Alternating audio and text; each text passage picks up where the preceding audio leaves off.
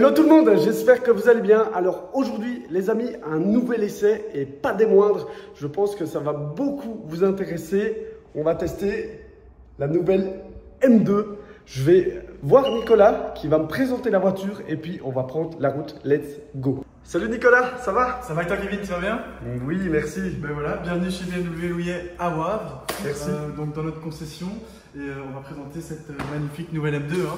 Ah, c'est ce petit bijou que je vais pouvoir tester les amis. Tout à fait. Donc quand on dit petit bijou, on a quand même 460 chevaux, 550 Nm en propulsion, entièrement en propulsion.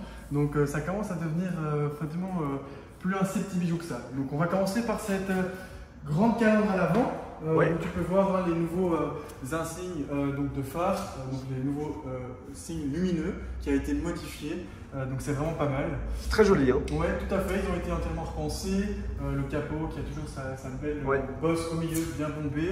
Et alors cette nouvelle calandre qui a été pas forcément agrandie en hauteur. Ça m'étonne hein, d'ailleurs parce que tu sais, ils ont fait les M2, M3, M4 pardon. Bien sûr. Et là, la M2, ben, ils n'ont pas exagéré sur la calandre justement. Tout à fait, ils ont plutôt travaillé plutôt la largeur que la hauteur, contrairement aux M3 et M4. Ouais, ça donne vraiment bien.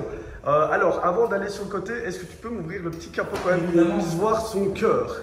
Et voilà. Et donc ici, on va apercevoir les 6 cylindres en ligne, biturbo. Ah ouais, c'est très joli quand même. Hein. Tout à fait, avec les barres anti-roulis ici, évidemment, ça, pour c'est un pas meilleur mal, contrôle de la voiture, un meilleur train avant. Ça, c'est les deux turbos qu'on voit là sur le côté? Tout à fait, on les voit ici, vraiment bien mis en évidence. Ils sont bien positionnés pour la répartition du poids. Exactement, on a la barre anti-roulis que tu vois ici aussi, qui permet vraiment d'avoir un contrôle sain de la voiture à l'avant comme à l'arrière. Oui, on voit franchement, c'est quand même un gros moteur hein, dans une petite voiture comme ça. Tout à fait, tout à fait. Au niveau du poids du véhicule, d'ailleurs, on est quand même un petit peu plus lourd que l'ancienne génération. On parle à vide de 1775 kg. C'est lourd. Aux alentours de 1800. C'est quand même lourd. Hein. Avant, alors c'est peut-être une question piège, mais les anciennes M2, ça faisait quoi comme poids avant? On avait 100, 150 kg, voire même 200 sur la première génération, kilos en moins. Okay. Donc voilà, c'est tout l'électronique, les aides à la conduite qui n'existaient pas avant. Il y a de plus en plus de choses qui viennent même de base. Donc voilà, c'est la technologie, mais ça pèse son petit poids aussi. Donc, évidemment, oui, bien sûr. Alors, à l'avant, on est monté sur des jantes de 19 pouces Jet Black. Donc c'est une taille de jante plus petite qu'à l'arrière. À l'arrière, c'est un petit peu plus grand pour avoir évidemment un peu plus de motricité. 460 chevaux sur les roues arrière. Ouais. Il faut quand même que ça tienne la route et pas que ça soit non plus ingérable. Et niveau freinage? Alors niveau freinage, on est sur des freins donc M, donc on peut voir la taille du frein qui est assez conséquent. C'est pas des freins céramiques, c'est des freins full acier. Donc pour les amateurs de circuit, voilà, c'est un peu moins onéreux à changer que les freins céramiques. Ça existe les céramiques sur une M2? Non, malheureusement pas sur les M2. Alors, on va remonter un petit peu. Donc on voit ici hein, le profil qui est quand même très très joli. Tout à fait. Donc on voit cette belle ligne bien élancée avec une belle ligne qui vient couper tout le long du véhicule comme ça, assez net. Ça lui donne vraiment son petit côté assez sportif hein, qu'on apprécie tous. Hein, alors, le tout en carbone, ici c'est une option évidemment. Ça permet de descendre le poids du véhicule vers le bas, donc de diminuer le centre de gravité. C'est de nouveau pour avoir un meilleur ressenti au volant, aller chercher un petit peu aussi un allègement de poids. Les amis, on a l'arrière. Alors ça va peut-être faire parler, parce que je sais que c'est quand même un gros changement. Hein. Tout ce qui est signalétique lumineuse et tout ça, c'est plus du tout comme avant. Regardez ça. Après c'est très très joli avec la petite signature M2, avec le petit baquet. Est-ce qu'il existe en carbone celui-là? Bien sûr. Évidemment. C'est comme peut-être ici l'échappement. Tout à fait, hein, donc tout le diffuseur peut être en carbone. Aussi, en accessoire en fait chez nous, en carbone. Bon ici c'est monté d'origine comme ceci, en couleur carrosserie. Et l'échappement, ça dit quoi? L'échappement, toujours fidèle à elle-même, hein, c'est 4 sorties de pot qui sont devenues assez gigantesques. Hein, ouais, c'est vrai que c'est par la taille d'un point. Ouais, c'est quand même gros. Hein. C'est effectivement assez conséquent. Niveau sonorité, on peut peut-être l'allumer pour que tu vois un petit peu ce que ça donne. Allez, on va l'écouter de suite.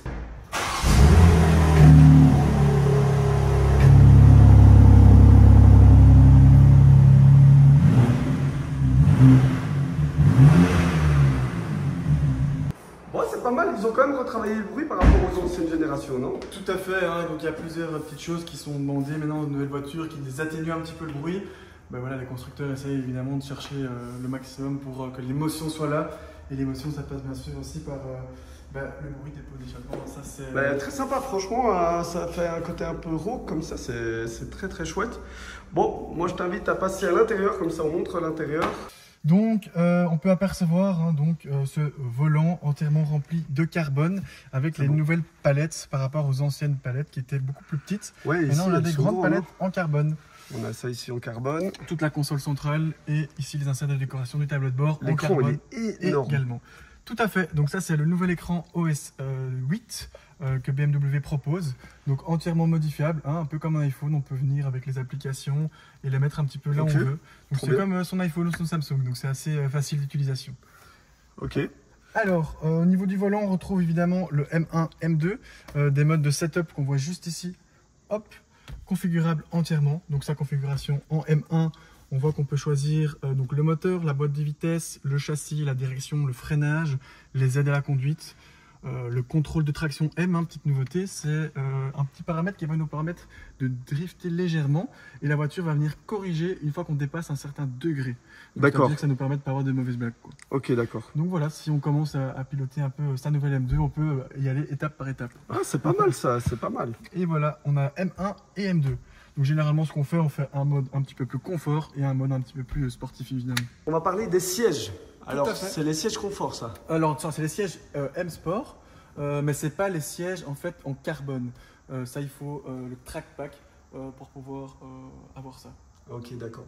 Ils sont hyper confortables. Je viens de m'asseoir dedans. Clairement, c'est hyper confortable. Tout à fait, c'est des sièges qui vont nous permettre de vraiment la rouler en daily. Bon, après, je sais qu'il y a quelques amateurs qui, même en siège baquet carbone, ils peuvent rouler tous les jours. C'est pas le cas de tout le monde, donc moi je les comprends. Mais voilà, il faut comprendre aussi les gens qui préfèrent peut-être un petit peu les sièges plus moelleux. Alors, la boîte, c'est vrai que ça, c'est une automatique. Tout à fait, donc c'est une automatique avec un système de surmultiplication. Ouais. Ça nous permet d'avoir un petit peu moins de consommation, qu'on roule un petit peu en confort et avoir justement un petit peu plus de couple encore plus rapidement quand on va plus chercher la sportivité. Et est-ce qu'elle existe en boîte manu? Oui, elle existe en boîte manuelle, en option. Donc voilà, mais de série, ça sera une boîte automatique. Ok, cool. Alors, pendant que tu la sors de chez Louillet, oui. Petite question, le prix de cette M2 avant de partir? Alors, évidemment, quand on aime, on ne compte pas. Mais voilà, il y a quand même un prix à dire. On commence à partir de 76 100 €, donc prix de base. Après, effectivement, avec les options, on arrive généralement entre 85 et voilà, 92 93 000 € si on prend vraiment le track pack avec les sièges en carbone, toit carbone, tout. Enfin, si on va commencer à rajouter le carbone, évidemment, ça monte un petit peu. Mais donc, prix de base 76 000 avec les options, on va dire obligatoire, on va plus tourner aux alentours de 85 000 €. Ok, donc celle-ci, ça tourne... Voilà, celle-ci, elle doit être aux alentours de 85-90 000 €. Ok, d'accord. Je suis au volant et clairement, il y a plein de choses à dire. Déjà, j'ai pas l'impression d'être dans une M2, tellement le gabarit, j'ai l'impression, a grossi. C'est large, c'est long. Par contre, c'est hyper confortable. On a toute la technologie à bord, c'est-à-dire Apple CarPlay, la vision tête haute, tout ce qui est écran, niveau sécurité, lecteur de ligne blanche, les panneaux. Bref, elle est complète. Ça, c'est clair que technologiquement parlant, cette M2 est complète. La position, on est hyper confortable. C'est vrai que ces sièges-là sont peut-être moins beaux que les baquets, mais qu'est-ce que c'est confortable. J'ai pas l'impression d'être dans une voiture de sport, honnêtement. Le son, il s'entend quasi pas parce que les clapets sont fermés.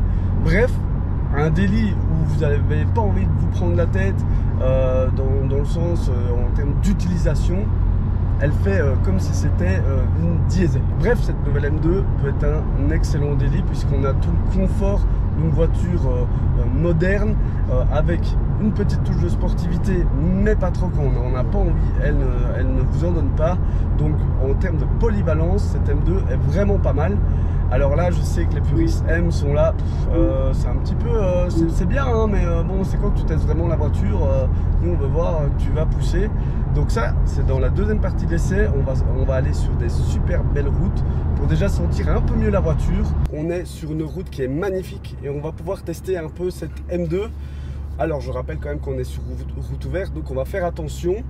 La configuration, on sait faire son mode individuel si vous voulez, on sait choisir si on veut la boîte sport, si on veut le traction control, etc.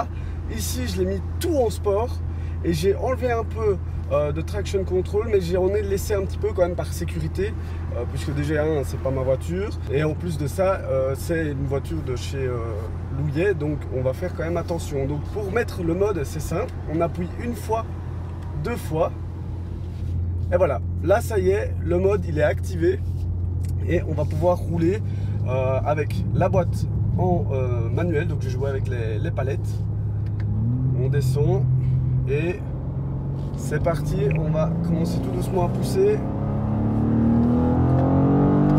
Alors directement on voit sur le compteur les LED qui s'activent, le freinage est très très bon, il est mordant, la direction donne vraiment les bonnes infos et on freine, ça freine très bien, mon drone peut l'approuver là.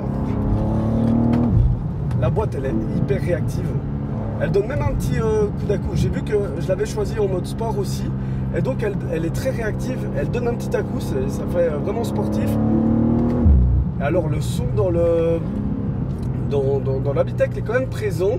Alors évidemment on n'a pas l'impression d'être dans une voiture de course, c'est aseptisé, mais il est là et franchement il donne bien.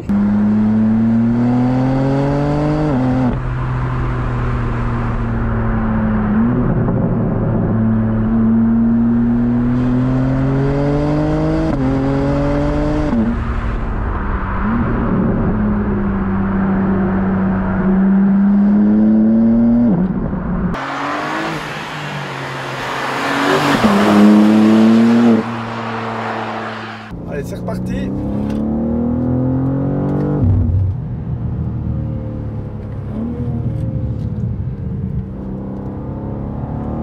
Là, je mets quasi à fond alors que je suis en plein virage, mais l'électronique me sauve, hein, évidemment, c'est fait exprès.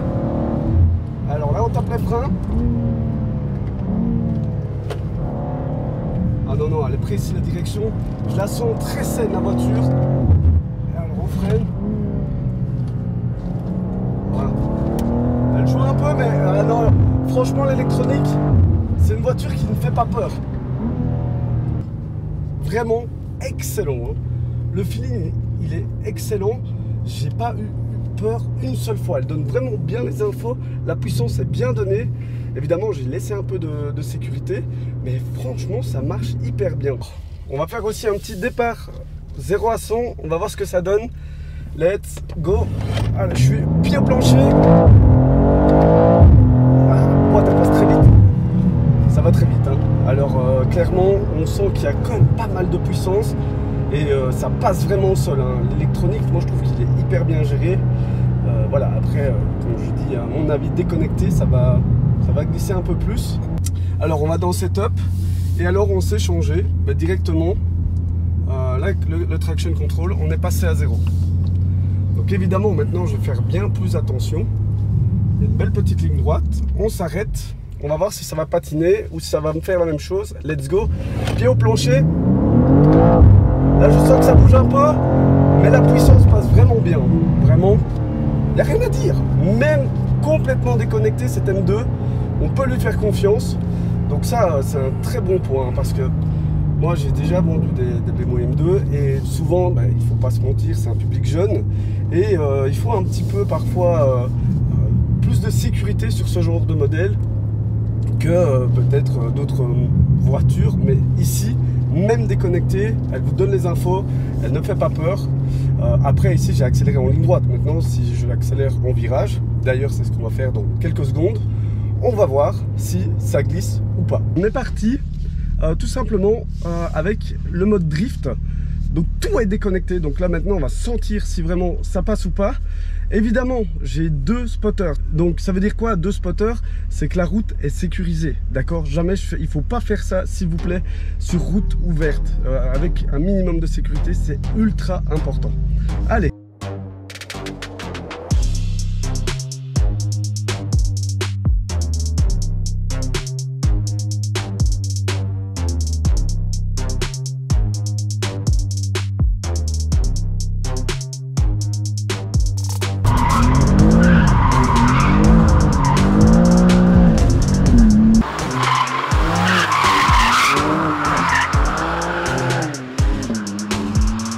Les amis, c'est un petit jouet, hein. Franchement, on sent tout, c'est un truc de dingue. Un jouet qui vous donne exactement ce que vous avez besoin. Franchement, terrible. Alors, je vous montre l'analyseur de drift. Hein. On voit, j'en ai fait deux. J'ai fait deux prises. J'en ai fait un à 26 mètres et l'autre à 106 mètres. C'est celui juste d'avant que vous avez vu. Et évidemment, on voit que tout est analysé. Je trouve ça très très bien fait. J'avoue que pendant que je faisais le drift, je ne regardais pas l'écran. Mais voilà, on l'a fait. Je voulais le montrer quand même parce que c'est un petit gadget. Mais c'est très sympa, ça donne envie de le faire. Et puis c'est aussi l'âme de la voiture, c'est la glisse. Évidemment, c'est une voiture de garage Louillet, donc on ne va pas abuser. On vous l'a montré parce que voilà, Louillet nous fait confiance. On doit pas, voilà, on n'exagère pas. C'est une voiture qui est faite pour ça, mais malgré tout, on le montre et puis on arrête. Bon, les amis, par contre, je viens de voir un détail. On voit, j'ai fait 308 km avec un plein et c'est la fin. Voilà. On va voir combien je mets en un plein d'une M2, mais ça me semble quand même assez costaud. Hein. Les 46 litres, à mon avis, c'est 50 litres de réservoir. Donc, faites le calcul, 350 km, 50 litres. Et vous avez la consommation pendant l'essai. Petit détail très sympa aussi, les amis. Regardez-moi ce compteur, il est très très beau. Et alors, vous savez choisir les modes. Quand vous cliquez ici, si vous mettez sport, vous allez voir. Petite animation. Très très chouette, ça donne vraiment bien et je trouve que c'est très clair comme info. On a ici toutes les informations. Alors j'ai vu qu'il y avait aussi le track, mais je pense que ça c'est vraiment uniquement, on voit quand même activé. Bah voilà, on est en mode track, hein. On voit ici à mon avis tout est désactivé. On voit l'anti-collision est désactivé. À mon avis là c'est vous et la machine, mais c'est assez simple hein, comme utilisation pour les choix de mode. Je trouve ça très très bien fait.